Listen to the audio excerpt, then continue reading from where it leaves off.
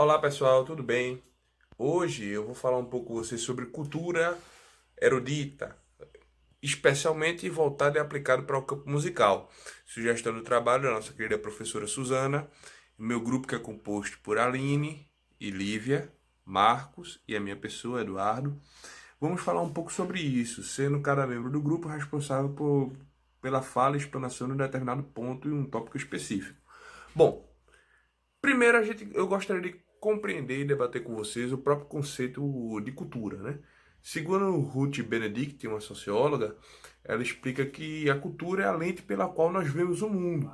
Então, essa lente que nós vemos o mundo, as manifestações, os costumes, as práticas, o nosso jeito de ser, de se portar, tudo isso são elementos culturais e isto faz parte da cultura. A cultura é a manifestação de todos esses ritmos, jeitos, manifestações, formas de ser, estar, conviver e se portar. É a lente pela qual nós vemos o mundo. Então, assim, pensando nessa forma, né, e atendendo essa lógica, cada grupo tem a sua forma específica de se ver o mundo. Por isso que através disto nós temos as manifestações de uma cultura erudita e de uma manifestação e temos também manifestações de uma cultura popular, sendo cada uma destas manifestadas por um determinado segmento da sociedade, por determinados indivíduos. Para tanto, eu vou falar sobre, especificamente, como antes eu já tinha dito previamente, a cultura erudita aplicado à música. Bom, é um fato é o seguinte, como é que surge a cultura erudita, antes de necessariamente a gente entrar no aspecto musical. A cultura erudita, ela nasce como um projeto, no século XVIII, século XIX, um projeto de uma elite, certo? Muito elite burguesa, sobretudo, aí, quando se deu o processo de formação dos Estados Nacionais na Europa, sobretudo na França, na Alemanha, na Itália. Então, durante esse meandro do século XVIII e XIX, na formação dos Estados Nacionais, quando se precisava montar a ideia de uma nacionalidade, de uma padronização, de um elo que ligasse o povo e que os mantivesse em características comuns, características peculiares, a gente tem a formação desse projeto cultural, certo? Uma cultura erudita que deveria, como ela foi gestada e pensada, deveria ser uma cultura aplicada a todo o povo daquela determinada nação. E uma das manifestações que mais mexe com as pessoas de uma forma aplicável e querida, através de afetuosidade, até diria, é a música, sem sombra de dúvida. Então, através disso, a gente também tem a formação de uma música erudita, que nasce como um projeto burguês, um projeto de superioridade burguesa, estou falando da música erudita, que colocava-se, se portava com uma superioridade, certo, em relação às manifestações populares, tinha determinadas formas de serem praticadas, envolvendo instrumentos, musicalidade, ritmos, vivências, danças, certo? Então essas determinadas formas elas deveriam ser aplicadas a um modo de vida burguês, certo? A grande questão dessa música erudita é que ela foi pensada para ser um projeto nacional, quando na verdade a gente tem as particularidades do regional, que, convenhamos também, elas são mais fortes do que as particularidades ligadas ao totalizante, né? Ao total. A música popular, que aquela que eu gostaria de explanar mais, nosso grupo vai dar continuidade, ela é caracterizada como o oposto disso. Ela surge como algo natural. Não é nada criado de uma forma intencional com um projeto específico, mas vai muito da vivência das pessoas e aquilo que elas sentem. Eu poderia caracterizar como uma cultura popular, uma música popular, aquilo que as pessoas elas sempre praticaram, sentem-se felizes com isso, praticam e vivem isso e de uma certa forma elas continuam gerando isso por um longo período de tempo. Então os populares são aquela cultura de massa que as pessoas sempre fizeram, são acostumadas a fazer e não necessariamente nasce de um projeto que pensa-se para ser hegemônico, até porque a cultura popular ela não é hegemônica, mas ela tem manifestações de tipos diferentes mediante o espaço geográfico e o tempo em que ela está inserida, certo? Então é a grande diferença entre a cultura popular e uma cultura mais erudita, certo? A cultura popular, ela tem esse viés de massa, tem esse viés muito ligado à alegria, muito ligado às manifestações, às aglomerações, às danças, ao livre, a você ser livre, poder manifestar-se da forma que se acha bem, se acha feliz e da forma que o grupo lhe compreende. Claro que manifestações populares é o oposto de desorganização, até porque as manifestações populares elas são muito bem organizadas, a música popular ela é muito bem organizada e a cultura popular muito bem organizada, mas é uma coisa que nasce sem amarras, sem um projeto engessado. É uma coisa que nasce da liberdade dos indivíduos em expressar aquilo que sentem de acordo com a sua regionalidade, os seus gostos e suas paixões. Eu espero ter conseguido atingir os objetivos do trabalho. Agradeço a atenção do grupo, a compreensão e aquele abracinho. Tá certo, pessoal? Valeu! Pessoal, então, dando continuidade à apresentação do meu grupo, onde nós estamos falando sobre a diferença entre cultura erudita e cultura popular dentro do aspecto música. Eu vou apresentar para vocês dois instrumentos musicais que são utilizados, um pela música erudita e um outro pela música popular. O que é interessante entre eles é que ambos são instrumentos de corda, porém um é muito comum as pessoas utilizarem e tocarem, e o outro é um pouco mais difícil de se aprender a tocar. Ambos tiveram sua origem entre os árabes, há cerca de 3.000 anos antes de Cristo ou 2.000 anos antes de Cristo. E, como eu falei, um é bem popular e o outro nem tanto. E eu estou me referindo exatamente à harpa e ao violão. A harpa, ela tem sua origem entre o Egito e o Oriente Médio, há cerca de 3.000 anos antes de Cristo. O que se sabe a respeito dele é que, inicialmente, ele era um instrumento pequeno, mais fácil de ser transportado, com poucas cordas para tocar o mesmo. Aparentemente, inicialmente, ele tinha entre 4 e 6 cordas. Com o passar do tempo, ele foi sofrendo modificações, e seu tamanho e a quantidade de cordas foram aumentadas. A partir do século XVIII, mais especificamente, ele passou a ter diferentes tipos de materiais fornecendo essas cordas, entre eles trina, crina de cavalo, bronze e até mesmo a seda. Esses tipos de materiais diferentes forneciam tipos de sons diferentes entre o grave e o agudo. Quando você utiliza um material metálico, como o bronze, o som fica mais grave. Quando você utiliza a seda, ele fica mais agudo.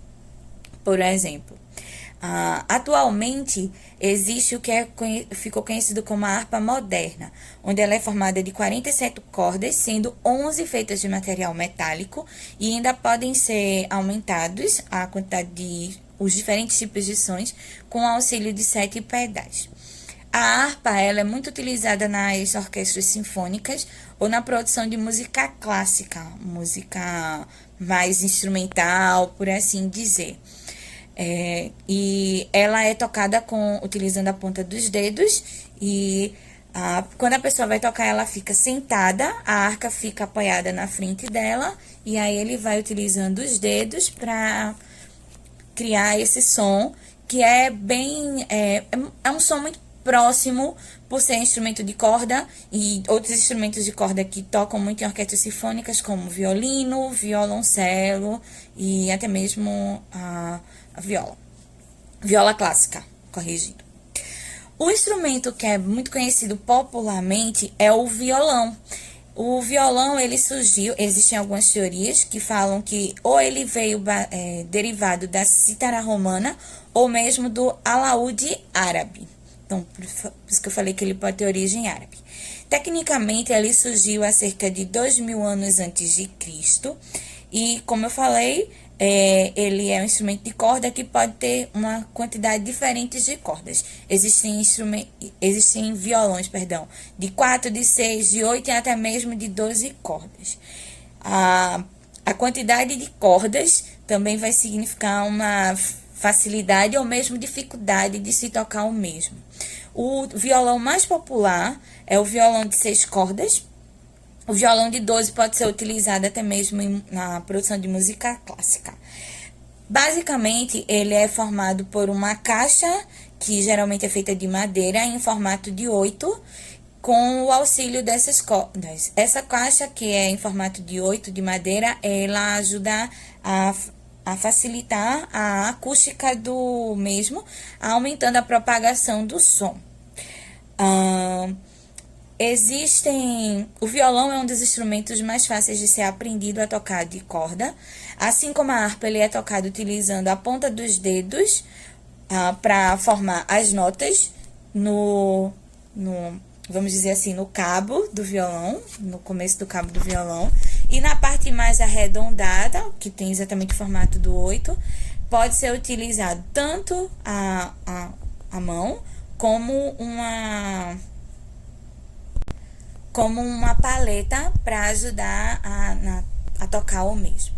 Então, o que é interessante é que o violão, independente de 4, de 6, de 8 ou de 12, ele pode ser utilizado na música erudita. Porém, a gente não vê muito a harpa sendo utilizado na música popular. E eu espero que vocês tenham compreendido o que eu falei e a gente vai dar prosseguimento ao trabalho. Nosso grupo está aqui falando, né, sobre a cultura erudita e a cultura popular através do expoente artístico da música, né, da expressão da música. E eu vou falar um pouco sobre como eu enxergo a junção desses dois expoentes, né, a cultura erudita e a cultura popular. Para falar para vocês isso, antes eu queria explicar como eu entendo, né? Eu particularmente entendo essas duas coisas. A música erudita para mim é aquela que tem uma linguagem culta, né?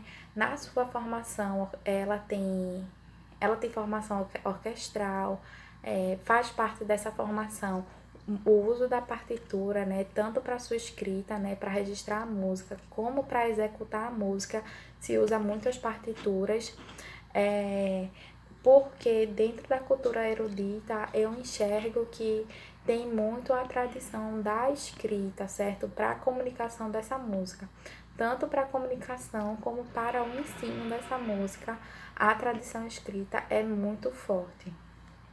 Então, em termos de quem consome, de quem produz, essa música erudita, para mim, está muito ligado e associado, né, às elites. Então, nos dois quesitos, quem consome e quem produz, principalmente, né, generalizando aqui bastante. E já a música popular, para mim, ela é aquela música que engloba vários gêneros, né? O sertanejo, o hip hop, o funk, a nossa própria MPB, né? Música popular brasileira, a bossa nova, o samba, né? Tem vários gêneros aí dentro da nossa cultura que fazem parte da música popular. Mas são aquelas músicas que têm um fácil acesso, né? Uma fácil propagação e uma fácil linguagem também, né? Como é que eu vejo a proximidade dessas duas, né? Da cultura popular erudita, da cultura erudita e da cultura popular. Para mim, quem se aproxima muito dessas duas, né? Que conversa bem, dialoga bem aqui, é o Tom Jobim e também o Edu Lobo. O Tom Jobim, no caso, ele estudou música clássica, né? Então tá muito próximo à cultura erudita. E num dos seus discos, se eu não me engano, um dos discos que se chama Urubu, ele possui uma orquestra na produção do seu disco. Então, mais uma vez aí, isso mostra a sua aproximação da cultura erudita. E outra forma que eu enxergo a aproximação entre as duas, né, é quando acontecem os espetáculos de orquestras sinfônicas, como o exemplo da Orquestra Sinfônica Arte Viva, que ela uniu a música erudita com a música popular. Como foi que ela fez isso? Ela chamou alguns compositores, cantores da música popular brasileira, como o Arnaldo Antunes, para participar do seu espetáculo, né? E aí o seu maestro, por exemplo, ele disse que trazer a música popular para o espetáculo dele foi tentar trazer a riqueza sinfônica que existe na música erudita para dentro da música popular.